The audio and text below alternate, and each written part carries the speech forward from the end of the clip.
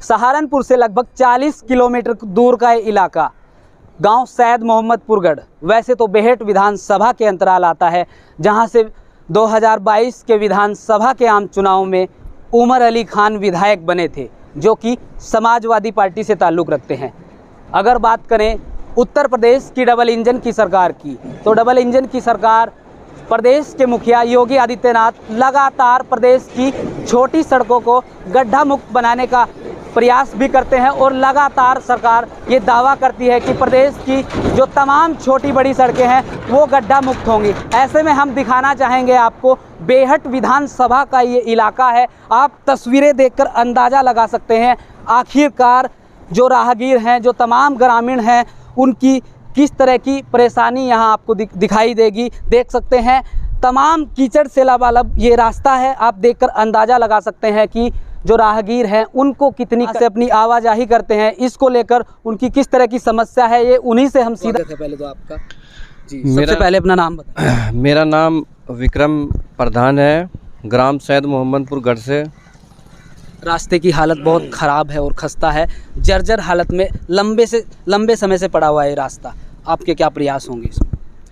देखिए, हम लगभग 2 साल से प्रधान हैं जी। और हमने इस रास्ते के लिए बहुत ही अच्छे स्तर पर ये बात उठाई है। इस रास्ते को बनाने के लिए हमने धरना प्रदर्शन और न जाने सभी अधिकारियों को हमने इस चीज़ से अवगत कराया है।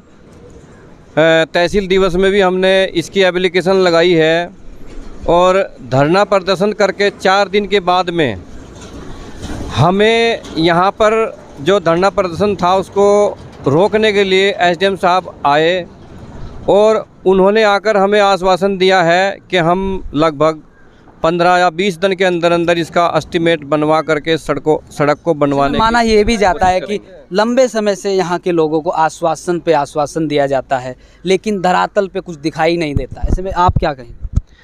देखिए, हमें तो यहाँ पर जब भी कोई इस तरह का कोई कार्य होता है तो उसमें आश्वासन ही दिया जाता है, लेकिन फिर भी हम अब की बार हमारी कुछ सरकार से उम्मीद है, अपेक्षा है। जैसे कि हमारे योगी जी माननीय मुख्यमंत्री जी ने कह रखा है कि हम यहाँ की जो सड़कें हैं सभी को गड्ढा मुक्त करेंगे। तो हमारी उनसे जो है बड़ी अपेक्षा है, उम्मीद है, आशा है, क्योंकि ये एक ऐसा क्षेत्र है जो विधानसभा का नंबर 1 विधानसभा है और ये जो यमुना नदी है उसके बिल्कुल किनारे में पड़ता है और यहाँ से राजस्व विभाग को बहुत सारी आमदनी भी होती है, वन विभाग से भी आमदनी होती है। और अगर इस तरह की सड़क पर भी सरकार ध्यान नहीं दे पा रही है तो जहाँ पर सरकार का कोई आमदनी का कोई वो नहीं है, भारी भरकम राजस्व देने वाला ये क्षेत्र, फिर भी सड़कों की हालत बेहद ख़राब है। तो इसके लिए क्या प्रयास आपका होगा यहाँ के प्रधान या फिर जनप्रतिनिधि होने के नाते? हमारा प्रयास ये रहेगा, देखो हमें जो है लगभग 1.5 महीने का समय दिया था और 1.5 महीने के चक्कर में लगभग 2-2.5 महीने हो चुके हैं और मजबूरन हमें ये रास्ता लगभग 10 या 15 दिन के अंदर अंदर फिर हमें यहाँ पर धरना प्रदर्शन करेंगे, बैठेंगे, इसको रास्ते को हम चलने नहीं देंगे।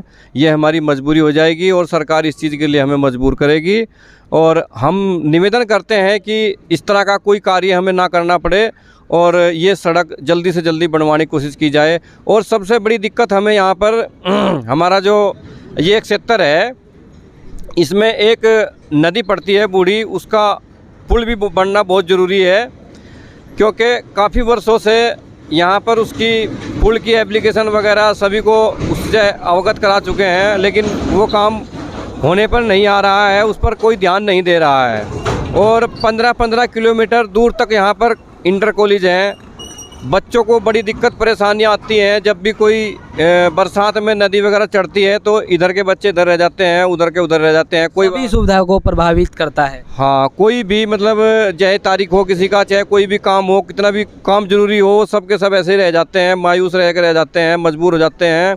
और जैसे किसी की डिलीवरी होनी होती है और नदी में पानी आ रहा होता तो लगभग 15-20-30-30 किलोमीटर दूर तक घूमना पड़ता है और कई बार तो ऐसा हुआ है यहाँ पर हमारे सामने कि जैसे बच्चे की डिलीवरी होनी होती है, या तो बच्चा ही रास्ते में गुजर गया है या फिर वो गाड़ी में ही बच्चा हो गया इस है। तरह की समस्याएं आप लोगों को होती है? यहाँ के जो हमारे तहसील के अधिकारी एसडीएम साहब हैं, उनसे भी बातचीत हुई। पिछली बार धरना प्रदर्शन भी हुआ लोगों का, तो उन्होंने भी आश्वासन दिया। जानकारी के मुताबिक तमाम तरह के आश्वासन आपको दिए गए, और अभी तक जो रास्ता है वो यथावत जो स्थिति थी पहले वही स्थिति में उसी बना स्थिति में बना हुआ है। और यहाँ के जो आने जाने की बड़ी दिक्कत हो रही है, यहाँ की जो आम जनता बहुत परेशान है, मतलब इस रास्ते से। ऐसे में हल्की बूंदाबांदी से ही तमाम कीचड़ से सना हुआ रोड हम देख रहे हैं जी। और यहाँ आने जाने में कई बार तो ऐसा होता है, जो मोटरसाइकिल से जा रहे हैं वो गिर जाते हैं, चोट भी लग जाती है, कपड़े भी ख़राब हो जाते हैं। यहाँ की जो जनता है इस रास्ते से बहुत ही ज़्यादा परेशान है। और लंबे समय से जर्जर ये रास्ता है, उसको लेकर तमाम जो यहाँ का युवा है उसके जो भविष्य से भी एक तरह से उनके भविष्य को देखते हुए भी एक ये बड़ी हानि क्षेत्र को पहुँच रही है। और यहाँ के जो युवा बच्चे हैं जो स्कूल जाते हैं, उन्हें भी आने जाने में बहुत परेशानी है जी। यहाँ से स्कूल करीबन 8-10 किलोमीटर पड़ता है बेहट। यहाँ कोई यातायात का मतलब जैसे सवारी का कोई साधन नहीं है, रास्ते को देख कर कुछ भी नहीं है, या तो पैदल है जाते हैं। शासन प्रशासन से क्या अपेक्षा? शासन प्रशासन इस बात पर कोई ध्यान नहीं दे रहा किसी प्रकार का, झूठे आश्वासन दे देते हैं लोगों को जी हमें इस रास्ते में। सूबे के मुखिया योगी आदित्यनाथ लगातार ये दावा करते हैं कि प्रदेश की जो तमाम छोटी सड़कें हैं उनको दुरुस्त किया जाएगा, गड्ढा मुक्त किया जाएगा, पर इसमें प्रशासन जो है किसी प्रकार का कोई ध्यान नहीं दे रहा है।